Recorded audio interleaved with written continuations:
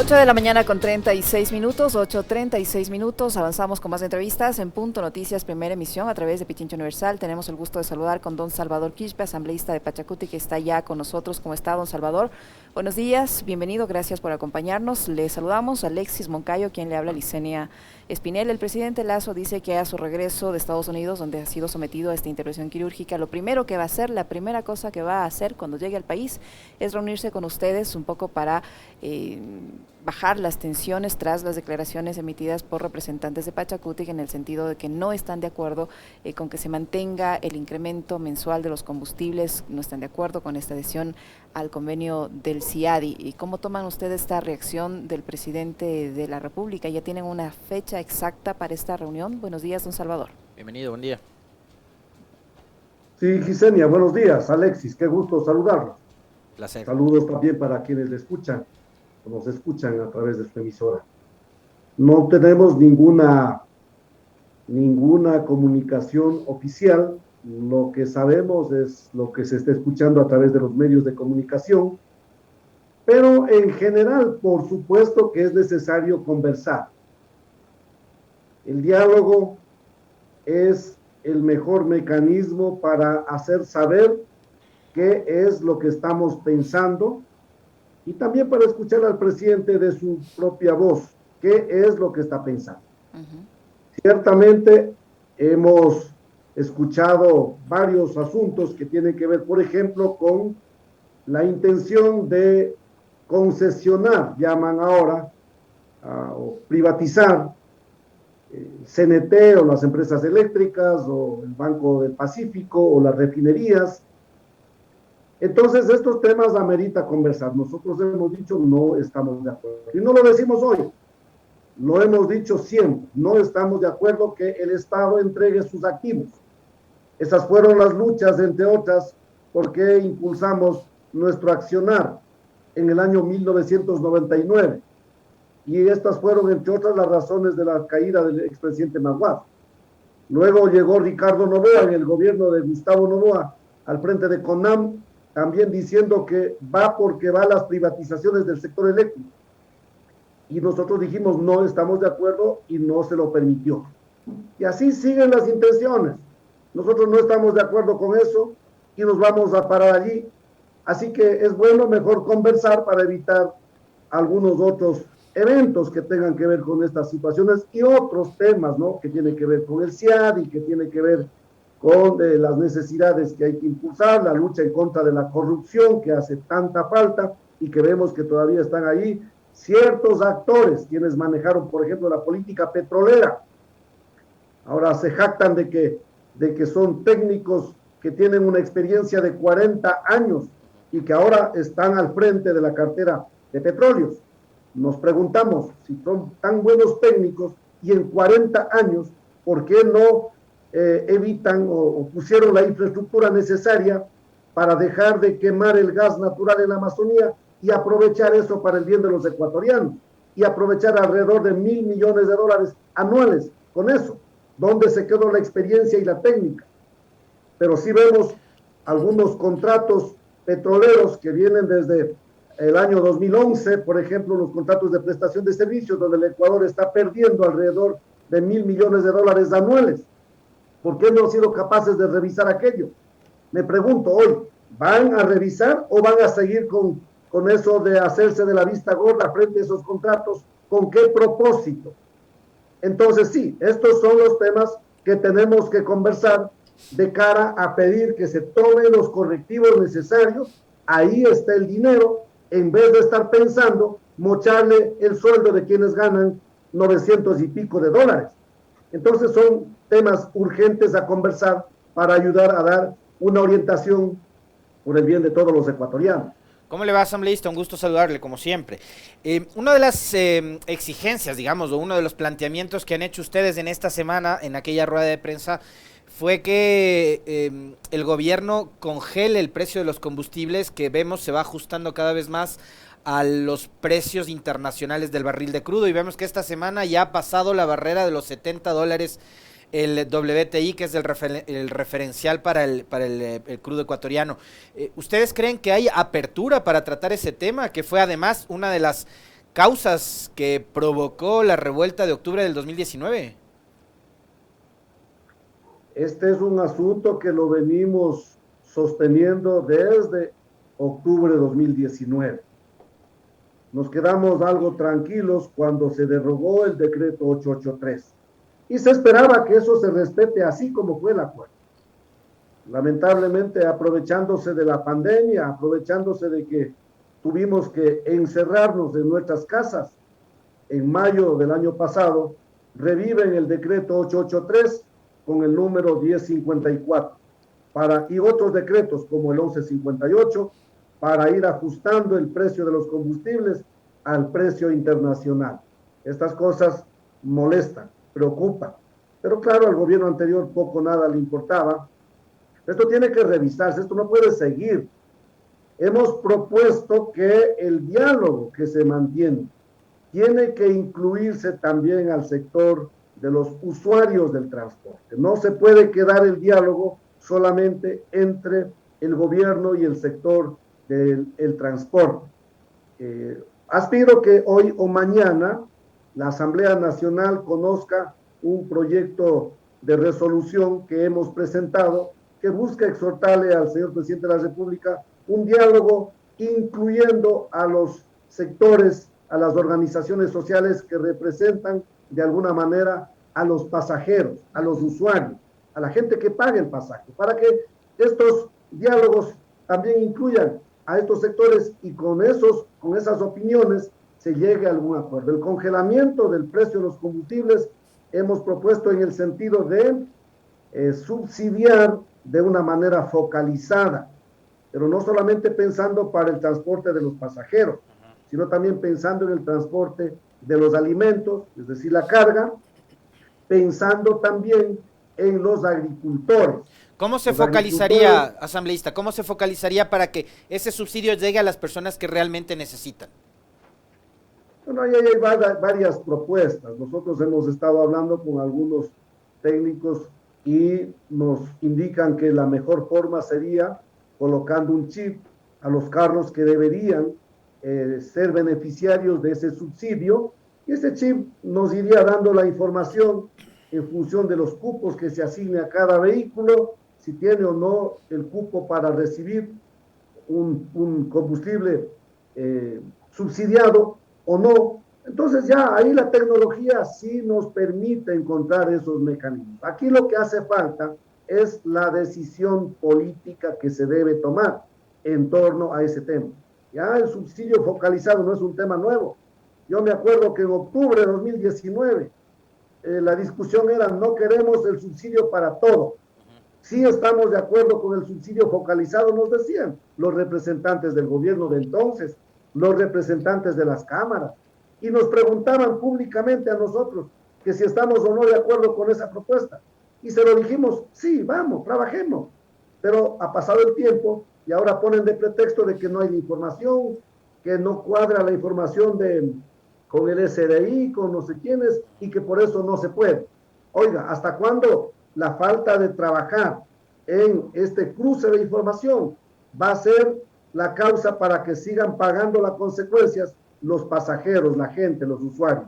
Así es que insistimos en eso y aspiramos que a ese nivel se pueda conversar. Por eso me parece bien la iniciativa del propio presidente de conversar, pero vamos a conversar a ese nivel y a encontrar soluciones a eso. ¿Que estamos predispuestos para conversar sobre eso? Por supuesto que sí, pero no es un tema nuevo. Al menos nosotros con los pueblos indígenas siempre hemos estado predispuestos a conversar, más allá de que los diálogos muchas veces han servido solamente para sentarnos allí para la fotito del día y después no se ha generado los frutos que se espera. Esperamos que esta vez el diálogo sirva para esos entendimientos.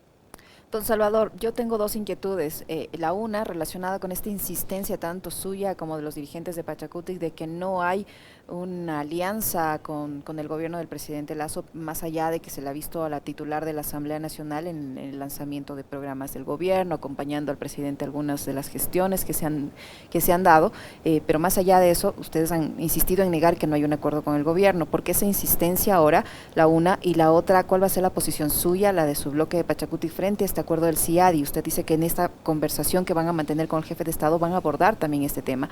¿Y qué va a pasar con el acuerdo de Pachacuti con la izquierda democrática, toda vez que dentro de la izquierda democrática hay voces ya que anticipan que van a respaldar este convenio del CIADI?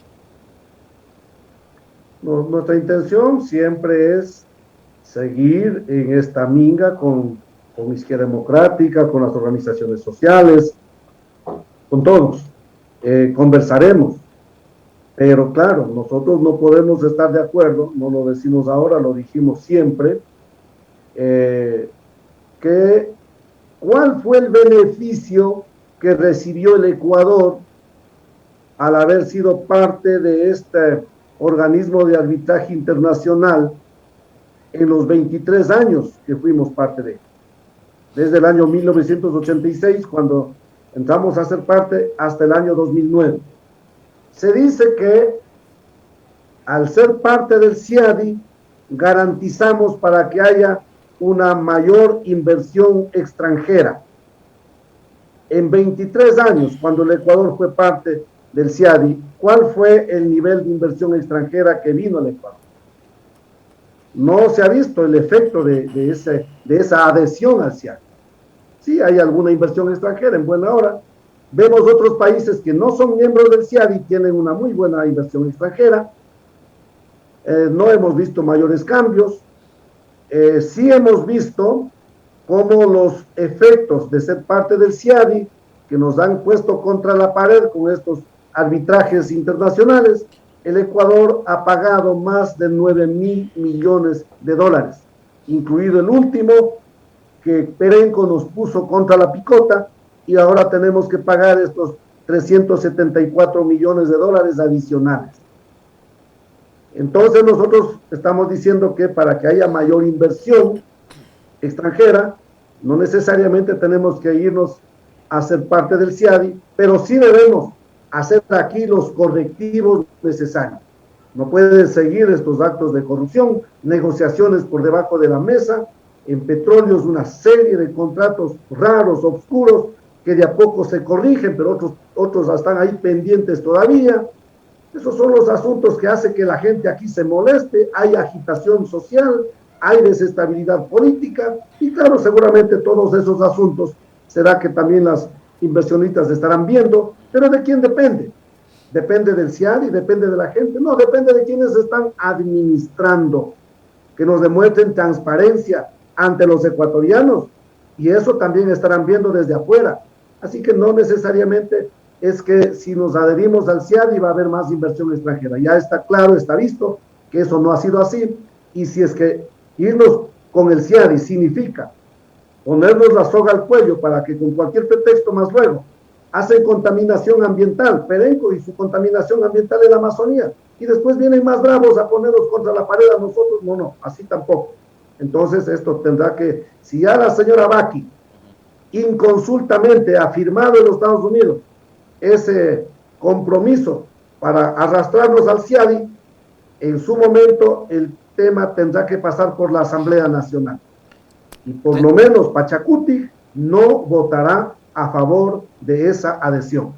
Tendrán que llamarle a consultas por lo menos o hacer algún pedido de información a la Cancillería, legislador. Habrá que hacer toda la gestión necesaria, tendrán que venir a explicar por qué se firman esos acuerdos a espaldas del pueblo ecuatoriano, pero el caso no está terminado. Felizmente para eso está el artículo 419, numeral 5 de la Constitución, y vamos a hacer respetar esos mandatos constitucionales, y como he dicho, en la Asamblea Nacional espero que no seamos solo los de Pachacuti, espero que haya una mayoría en la Asamblea Nacional para frenar estas cosas que nos quieren ir llevando así como si fuéramos borreguitos, nos quieren nomás ir arrastrando. Parece que les gusta seguir pagando estas indemnizaciones. Seguramente para la señora Baki no será ninguna preocupación que al Ecuador le estén sangrando, en este último caso, 374 millones de dólares adicionales. Esas cosas el propio canciller tendrá que responder en su momento ante la Asamblea Nacional. Don Salvador, yo le decía que por qué también la insistencia en estos momentos de ustedes de aclarar que no hay un acuerdo con el Ejecutivo, tanto usted como los dirigentes de Pachacutic, en momentos en que se avecinan ya las elecciones de la CONAIE, y usted ha dicho además que no se responsabilizan de puestos que estén gestionando de forma individual algunas personas que pertenecen al movimiento Pachacutic. Bueno, siempre es necesario aclarar cuando hay estas cosas en el ambiente, que sí, que Pachacuti tiene un acuerdo con el gobierno, que no sé qué cosas. Cuando uno calla porque no es verdad, pero frente a tanta insistencia de ese tipo de comentarios, toca salir en algún momento a hacer la aclaración pertinente, pues no puedo yo cargarme con eso de que dice que somos, cuando nosotros estamos aquí sosteniendo una política que hemos luchado desde siempre. Así es que no tenemos nada allí, sí tenemos un compromiso con el Ecuador y vamos a trabajar arduamente para eso. Estamos trabajando ahora mismo, por ejemplo, para ver cómo se puede generar más empleo, más trabajo, y para eso, entre otras cosas, estamos convencidos que bajando las tasas de interés se puede ayudar para que la juventud, las mujeres que son muy hábiles para los emprendimientos, puedan llevar adelante esas iniciativas. Pero cuando no se tiene esos $5,000, esos 20,000, esos $50,000, a veces esas iniciativas se estancan, se mueren. No queremos que pase eso, queremos que esas iniciativas surjan, que se desarrollen, para ayudar a generar su propio empleo y de paso ayudar a generar producción, a fortalecer la economía. De paso, genero mi propio empleo, me puedo afiliar al IES y empiezo a aportar al IES y ayudo a resolver el problema del IES. Esas son las propuestas que tenemos. Trabajemos para eso. Y si para eso tengo que hablar con el propio presidente de la República, lo haré con mucho gusto, pero que no nos lleve simplemente a decir, ya tenemos un crédito al 1% a 30 años plazo, solamente a través del Ban Ecuador. No. Tenemos que trabajar una política de Estado, sector público, sector privado. ¿Por qué en Panamá sí, alrededor del 5% las tasas de interés? ¿Por qué en el Ecuador el microcrédito llega hasta el 30%? ¿En qué país estamos? Pues no, estas cosas no pueden seguir. Han sido nuestros anhelos desde el día 7 de enero del año 2000, cuando nos impusieron la dolarización. Hemos dicho correcto, pero también las políticas de crédito. Vamos al mismo nivel de la dolarización. Pero ese tema no quieren topar. Para ponernos el dólar sí servía el Estado. Para bajar las tasas de interés, ahí dicen que el Estado no, que es el mercado el que tiene que regular. Nosotros no estamos de acuerdo con eso. Así como el Estado pudo poner el dólar aquí, también tiene que poder, aprobando las leyes pertinentes, bajar las tasas de interés para darle una herramienta a los ecuatorianos y juntos salir adelante de esta crisis en el que hemos heredado. Quisiera preguntarle, asambleísta, también sobre un tema que es coyuntural y que es bastante polémico y que también nos remonta a lo que sucedió en octubre del 2019 de alguna manera, ¿no?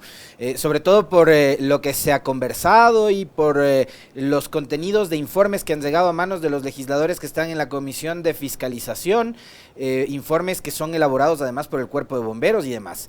Tenemos un contralor subrogante que fue blindado por el Trujillato, que hoy está involucrado, según la Fiscalía, en un escándalo de corrupción y que Celi habría controlado un entramaje de corrupción tenaz desde su posición de contralor, ¿no? Que desvanecía glosas, que ordenaba destituir funcionarios, que hacía lo que le daba la gana. Al son de eso, que ha revelado la señora fiscal el día de ayer en una entrevista, y con el contralor subrogante detenido, investigado por corrupción, por presuntos actos de corrupción, tenemos el hecho de que hay un informe del Cuerpo de Bomberos que dice que la Contraloría en octubre del 19 fue quemada desde adentro. Y yo recuerdo que uno de los videos que circulan en esos días de octubre fue uno suyo, en donde usted decía en ese momento que habían personas, supuestamente agentes militares, policiales, vestidos de civiles, que estaban provocando esos desmanes desde adentro de la Contraloría. Quiero un análisis, una respuesta suya sobre lo que debería suceder con el Contralor Celi por todos estos asuntos, las denuncias de corrupción y esta presunción de que desde adentro se habría quemado la Contraloría para desvanecer algunos documentos, y a partir de ahí quisiera también consultarle su postura, legislador, sobre las solicitudes de amnistía que hay a favor de los procesados de octubre del 19. Tiene que investigarse lo de la Contraloría y todo lo de octubre de 2019, todo. Y tiene que saberse la verdad. Yo dije claramente lo que usted, Alexis, está recordando en este momento, de lo que pudimos encontrar, militares o, sí pues, militares vestidos de civil, tratando de meterse, de destruir la Contraloría, y nuestros compañeros se lo llevaron al Ágora de la Casa de la Cultura. Y ahí descubrimos que fueron militares porque tenían los papeles que acreditaba ser militares. Pero también nos preguntamos, pues, ¿por qué no pudieron controlar las Fuerzas Armadas y dar la seguridad que merecía el edificio donde funcionaba la Contraloría? ¿Acaso los militares no tienen la capacidad de hacerlo? ¿Quién dispuso para que el resguardo sea a medio gas? Entonces, todas estas cosas tienen que aclararse. Las amnistías, por supuesto que eso tiene que trabajarse, no solamente para los que han sido perseguidos injustamente por lo de octubre de 2019. Ayer hacía un comentario, y lo digo con absoluta sinceridad.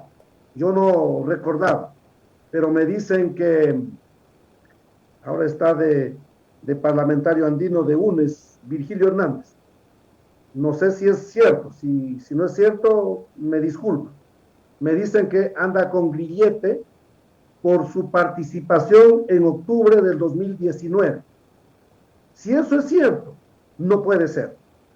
Más allá de que Virgilio Hernández y su grupo, en mi caso, a mí me persiguieron terriblemente en el tiempo del correísmo, y hasta ahora tengo por ahí algunos casos de supuestos peculados que han investigado tantos años y no han encontrado nada. Más allá de que ellos actuaron así con nosotros, yo personalmente voy a pedir que se incluya en la lista para amnistiarle a Virgilio Hernández y a algunos otros que podrían estar siendo perseguidos por lo de octubre 2019. Ahí se incluye la prefecta de Pichincha, Paola Pavón, y Cristian González también, están en el mismo caso con Virgilio. Bueno, los que sean. Yo no sé exactamente cuáles son, ¿sí? Pero si es que es por haber acompañado y levantar la voz de octubre 19, más allá de que tampoco estuve de acuerdo y también se lo denunciamos, y nos acusaron a nosotros de que, según Virgilio y los otros, según ellos, nosotros éramos los traidores de octubre de 2019, porque nosotros resolvimos en septiembre luchar para no permitir el incremento del precio de los pasajes, y la movilización fue para eso, y venimos pidiendo la derogatoria del decreto 883. Nosotros no venimos acá para votar ningún gobierno, porque no queríamos que venga con nuestra lucha, se siente cualquier otro, porque tampoco nos iban a poner a nosotros, y por no estar de acuerdo para votar al presidente Moreno en esos días, nos calificaban de traidores, de cuánto les dieron, en cuánto se dejaron comprar y no sé qué pendejadas, ¿sí? Pese a todo eso, si es que hay ese tipo de persecución, repito, con mucho gusto vamos a tratar, y no pueden haber perseguidos por ese tipo de cosas. Al menos mi posición va por ahí.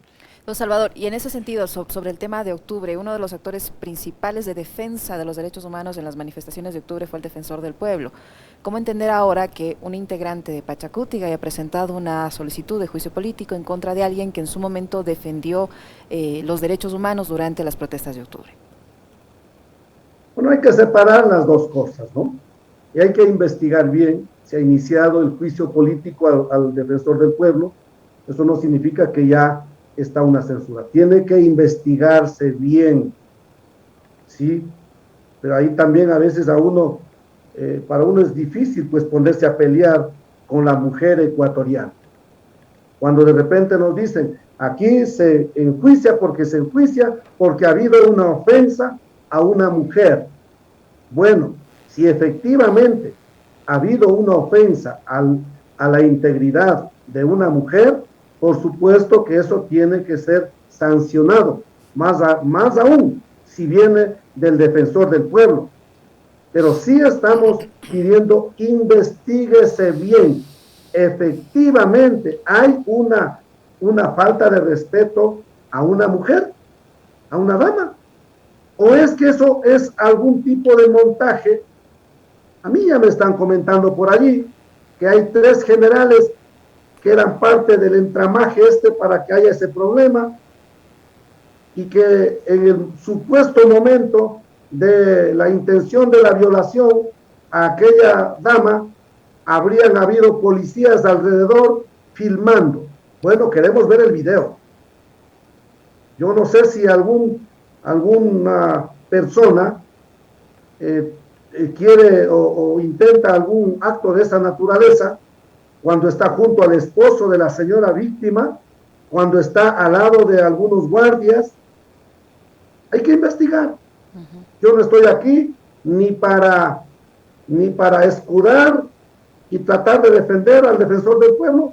Tampoco estoy aquí para a la ligera poner nomás allí más gasolina al fuego. Que se investigue bien y sobre esa base tomaremos la decisión que corresponda. Asambleísta, volviendo al tema de las amnistías, le quería simplemente aclarar algo porque usted formulaba esa pregunta. El parlamentario andino Virgilio Hernández porta un grillete por el tema de octubre, la prefecta Pichincha también y Cristian González también, a pesar de que los medios de comunicación durante estos días han creado una idea de que estos casos son por corrupción y las autoridades engrilletadas por corrupción y demás. Pero volviendo a ese tema de las amnistías, esta postura que usted nos dice hoy, que es muy interesante además, ¿es personal, es suya o es de la bancada de Pachacutic? No, yo estoy dando mi opinión. Yo no, Pachacutic no ha tratado todavía este tema, lo trataremos en su momento, ¿sí?